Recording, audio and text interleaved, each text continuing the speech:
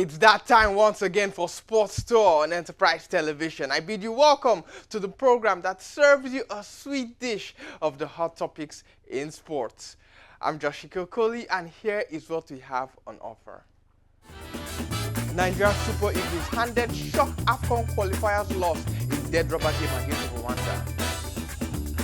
In the UFC, John Jones sends Stipe Miocic into retirement after a brutal back kick in the ribs to retain heavyweight title. Jake Paul stuns the boxing world with unanimous decision victory over Mike Tyson. And in motorsports, Jorge Martin wins the 2024 MotoGP crown, becoming the first independent MotoGP champion. Let's take a short break on Sports Tour. When we return, we will fully swing into action for the day.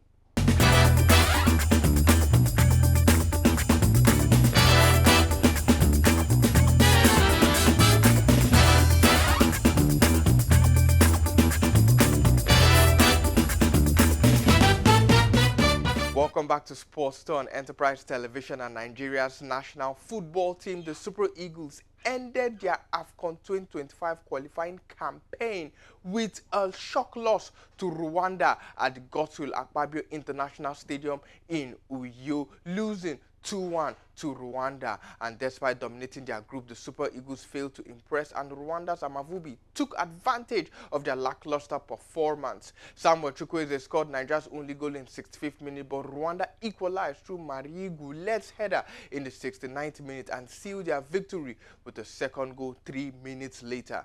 Nigeria's attack struggled to connect with their midfield, and Victor Boniface missed several scoring opportunities. Rwanda's goalkeeper Fiacre Ntwari made impressive saves throughout the game, and although Rwanda's win was not enough to qualify them for the Africa Cup of Nations, it marked a historic victory for the team. Meanwhile, Nigeria's Ademola Lookman was nominated for the African Player of the Year award alongside Ashraf Hakimi, Simon Adingra, Seru Gurasi, and Ronwen Williams. The award ceremony will take place in Morocco on December 16th, which was the only good news for the Super Eagles, who lost to Rwanda for the first time in their history. And then Nigeria will also be facing Rwanda in the World Cup qualifiers for the 2026 FIFA World Cup, where Nigeria will be playing Rwanda both home and away in the World Cup qualifiers. In mixed martial arts, John Jones cemented his status as one of the best mixed martial artists of all time as he stopped Stipe Miocic with a stunning kick to retain his heavyweight title at UFC 309.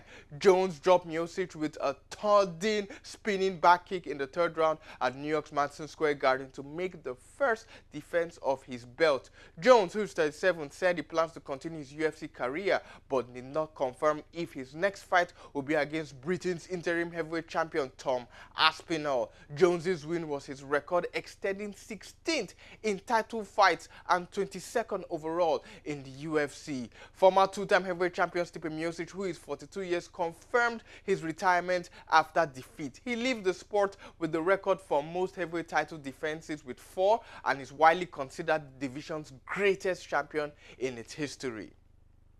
The prestige of the event was amplified by American President-elect Donald Trump, who sat octagon side after arriving to a rousing reception alongside tech billionaire Elon Musk, musician Kid Rock, and also Red Hot Chili Peppers lead frontman Anthony Kiedis alongside UFC Supremo Dana White. Trump waved to fans who chanted USA as he walked to the octagon before soaking in applause and dancing as the UFC played footage celebrating his election victory. White was a key ally and campaigner for Trump during the election as the UFC continued to face legal challenges to the way it operates through lawsuits from former fighters. Heavyweight champion John Jones handed Donald Trump the title after victory and also danced like Donald Trump after defeating Stipe Miocic. Let's give you the full UFC 309 results. In the main card, the main event saw John Jones defeated Stipe Miocic in the third round via TKO. Charles Oliveira in the lightweight division defeated Michael Chandler via unanimous decision. Bo Nicol defeated Paul Craig in the welterweight division via unanimous decision. Vivian Araujo also defeated Karen Silva, female featherweight division, unanimous decision as well. Mauricio Roffi defeated James Lonton by unanimous decision. And in the prelims, Marcus McGee defeated Jonathan Martinez by unanimous decision. Jim Miller defeated Damon Jackson via submission with a guillotine in the first round. David Omama defeated Roberto Romero via unanimous decision. Marcin Tybura defeated Jonathan Diniz via second round TKO. The doctor stopped that game due to an injury in the eye of Diniz. Rahim Brahimaj defeated Mickey Gall via first round KO. Urban Elliott defeated Basil Hafiz via third round TKO. And Eduarda Maura defeated Veronica Hardy via unanimous decision. The bout between Chris Weidman, former middleweight champion, and Eric Anders was cancelled due to an injury to Anders. We're sticking with combat sport, but this time around it's boxing, the sweet science of boxing. And let's tell you that Jake Paul defeated Mike Tyson by unanimous decision in an 8-round heavyweight clash at the AT&T Stadium in Arlington, Texas. And all three judges scored the fight for Jake Paul 80-70, 79-73, and 79-73. The fight was sanctioned by the Texas Department of Licensing and Regulation and was contested at 2-minute rounds. And both fighters wore 14-ounce gloves instead of the regular 10-ounce gloves for heavyweight fights. Tyson, who is 58, and Jake Paul, who is 27, were scheduled to meet on July 20th, 2024, but the fight was postponed after Tyson received medical attention during a flight from Miami to Los Angeles in May for an ulcer flare-up. Tyson, who had a record of 50 wins and 7 losses, became the youngest heavyweight champion at age 20 in 1986, and a year later he unified all 3 major belts to become undisputed champion. He made 6 defenses of the undisputed title until losing in a historic upset to James Buster Douglas by 10th round KO in February of 1990. Jake Paul, who has a record of 11 wins and 1 loss, 7 of them via knockout, started his boxing career in 2020 with 6 consecutive victories, fighting mostly former MMA fighters. Paul's only loss came against Tommy Fury in February of 2023, but he has won 5 straight fights, including the decision win over Mike Tyson.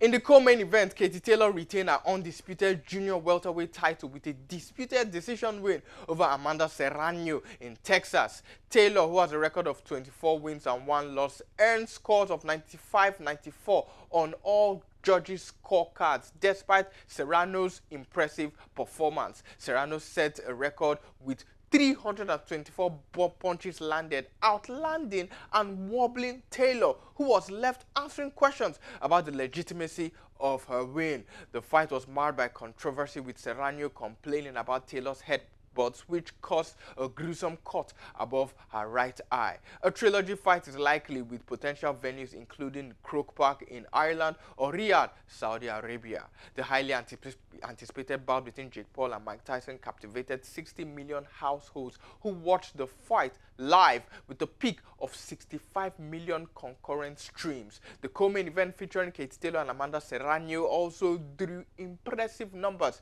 with nearly 50 million viewers. The fight, which was held at Texas AT&T Stadium, shattered ticket sales records, bringing in over $80 million US, and analysts believe that this landmark event signals a new era for sports broadcasting on streaming platforms.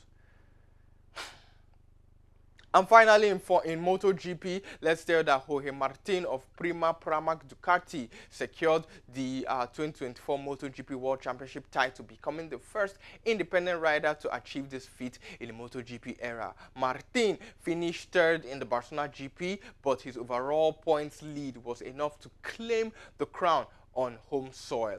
Outgoing champion Italian Francesco Bagnaia won the Barcelona Grand Prix, but it wasn't enough to overcome Martin's advantage. Martin's consistency throughout the season, despite risk-taking and bold moves, earned him the championship for the first time.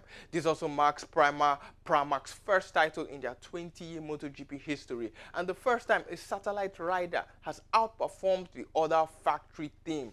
The Spaniard will now join Aprilia Racing next season, while Bagnaia remains with factory Ducati Racing. Martin's historic victory inspires satellite and independent teams to compete against major constructors. Bagnaia's impressive performance with 11 victories wasn't enough to secure the title due to some small mistakes and some crashes that he had while competing in the 2024 season. Martin's fairy tale ending in Barcelona cemented his place among one of the greats in the history of MotoGP.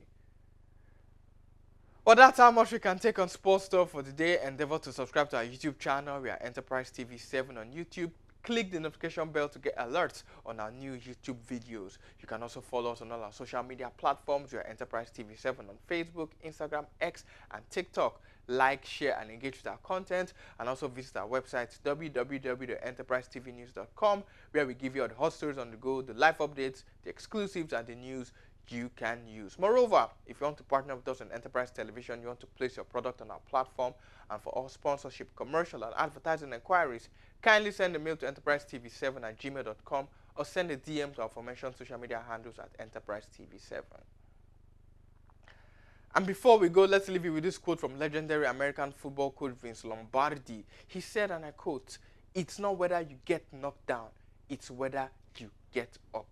End quote. I'm Joshiko Okoli, and I want to thank you for the privilege of your time. Until we meet again, it's goodbye and hasta luego.